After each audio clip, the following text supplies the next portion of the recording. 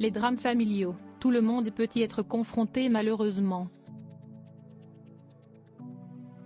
L'auteure Ovidie, ancienne actrice pornographique devenue célèbre grâce à son passage dans l'émission Vous avez dit porno présentée par Mireille Dumas en 1999, en sait quelque chose. Héloïse Delsart, de son vrai nom, a perdu son frère de 27 ans quand elle n'avait que 16. L'horreur s'est produite en 1996 sans que personne ne parvienne à capter le réel mal-être dans lequel il vivait. Cette disparition tragique, Ovidie l'évoque dans des interviews accordées à Libération et au Monde, à l'occasion de la sortie de son livre La chair est triste hélas, disponible dès le 16 mars aux éditions Julliard. Cette chair dont elle parle fait référence au désir charnel et aux relations physiques hétérosexuelles qu'elle ne souhaite plus avoir. Une grève du corps comme un acte politique, d'indépendance aussi. Ne plus se soumettre au regard des hommes et à leurs désirs, sortir du marché sexuel pour être en paix. S'octroyer le droit de ne pas faire l'amour, écrit Libération.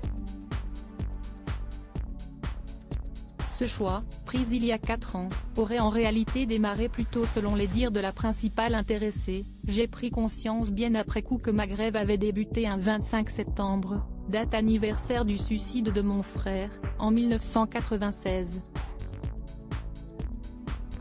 Il avait 27 ans. J'en avais 16.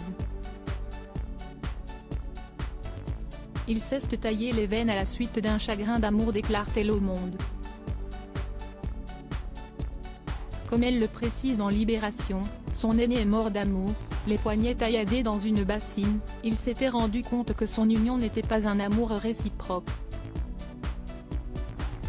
Des hommes peuvent aussi le subir, lassés de la masculinité toxique, du patriarcat et de l'égoïsme des hommes en termes de relations, dans lesquelles elle n'a sûrement pas envie que sa fille évolue. Ovidie est consciente que les victimes ne sont pas que des femmes, la mort de son frère en est la preuve.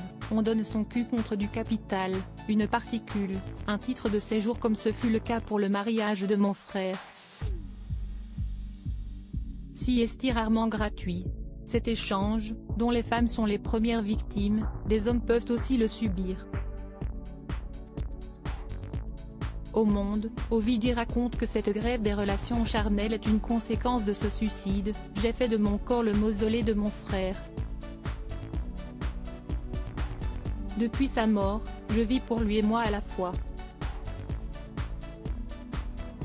Des mots forts qui traduisent bien toute la douleur qu'a laissée cette disparition.